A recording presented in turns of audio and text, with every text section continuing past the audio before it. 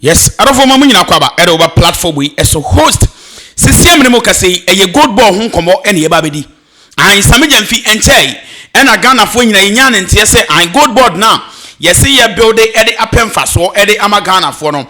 I just say sika almost $240 million a year. I say so I say plans in Asia gua. And ye for the aggressive Sammy Gyamfi so ababekasa. Na yenti ne some odun so no edena moy. Making a loss. Transfer losses it is not making. Does this make sense? How can we transfer losses we haven't made? What Goldboard has done this year, you see, a child must learn to crawl before it walks. And a child must learn to walk before it runs. We established on 2nd of April, but by law we took over the PMMC structure. And that PMMC structure is not fit for the purpose of the Goldboard mandate. So we needed to put in place the necessary institutional and operational framework that can deliver the Goldboard mandate, which means new departments, new units, new employees, new systems, new policies, and all that. So our supervising minister, including police powers, exactly, setting up your task force and all that, because PMMC didn't have a task force, PMMC didn't have a risk unit, PMMC didn't have a trading department, and we have to put all that in place and employ workers. Then our minister, to his force, says, you have 7 months to the end of the year. This is the time for you to learn how to crawl. So put in place these measures. But while at that, you can't be doing nothing.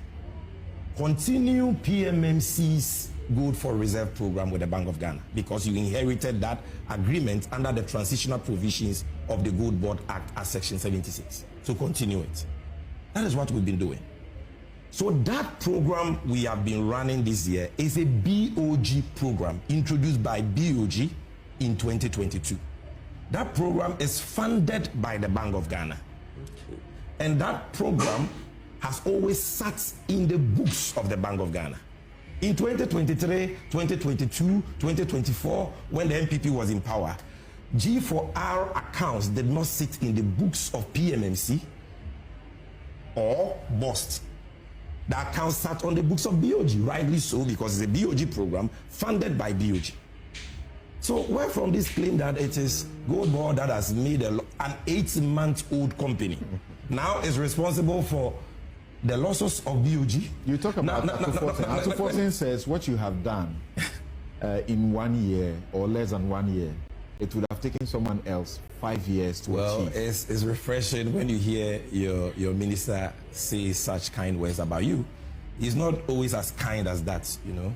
He's always very hard on people like me when he needs his numbers. So this was a very good New Year message for me, but that's fine. But the key point I'm making here is that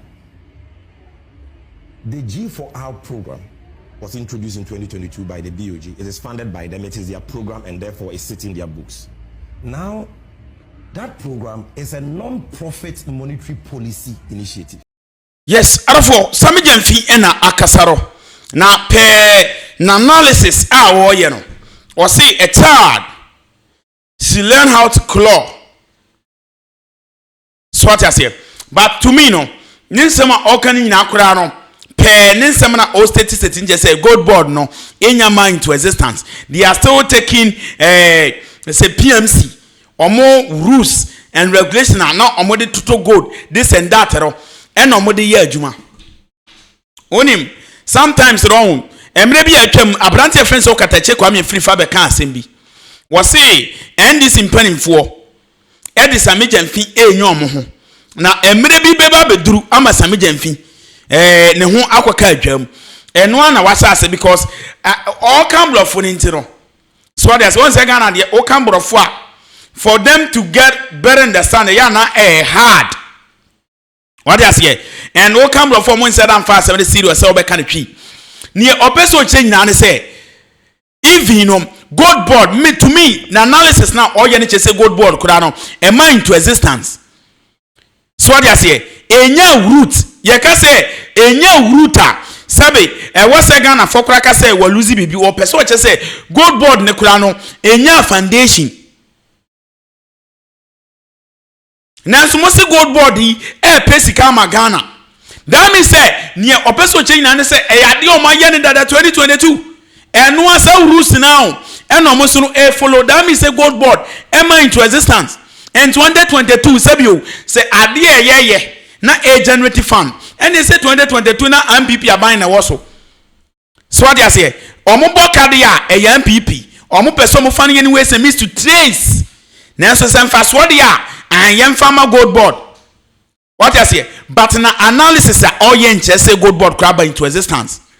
And Sammy Gyamfi, near wo ye sa na teo. Sabe say ato force in elbow abaso and it will take someone 5 years to deliver this and that. No. Sabe ato force in so nya MPP ni. Ato force in sabe ota frache. Wo yan this ni pure. And sabe you see anugasiye kan konkonta. Anugasiye kan kunu e bisu kan konkonte. And there is no way sabi ato force ba be ka che say wo faili na say wo faili ato force no ye minister of finance no faili wo faili into obebo abaso na mo de monye ni yodio o ye moka mekai abrante papa and friend say wo wuntumi ne ho asem kodi parliament yes ye hwehwe ne nsemu ekowi MPP mpanimfo say an onye galamse na so nsem ba ya mo twe na bo so sa na ebe ye on some ba ya mo hunu samanfo bia we weska nanso mena no mo abante so no ne yese wo mu wi ahwe ne yese wo mo lost ahwe nanso mo ba ye no mo hu se mo hunu we se miss bia se an o mo wia o mo yesei o mo du bi sei o mo fa sei no sa na tie sa na ye dai sa na tie ntimo de mo nkoso onye hwe on fire onye hu bibia nsi ye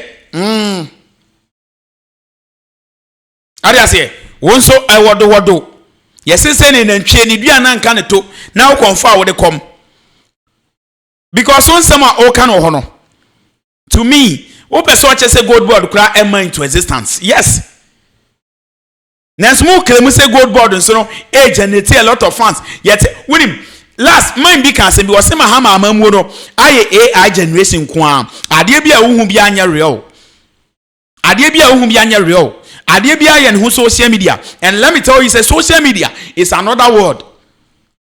Adebia e koso social media be koso physical word. So what I say, obi be doing say, and say no na ne sina ne de call no.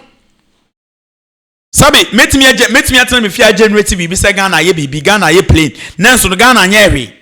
Enti wo de koso sao on says asem we mitaka say MPP pension no mo so mo wi ahwe o mo for mine sika on say ne sabe former minister of finance Ken Oforiata on say wakoka obi manso panyini e wasan kwotena fie anka this time mo consult on say wakoka obi manso sa na tie na mo de mo nkoso nya ne mo ye no na backfire o ha ye nyina ye be witness we live to see so what just obi an we say Ghana bad Ghana ne ye nyina ye dia but send ye hunu bi pen no yes ya hunu bi penti na abo aserewa ogene ba ogigene bani anu ayi na ni ato nchen se what ase because ya hunu bi pen mini sa last no modi aha na edi dwuma de besim do biara se be hia bi makram baba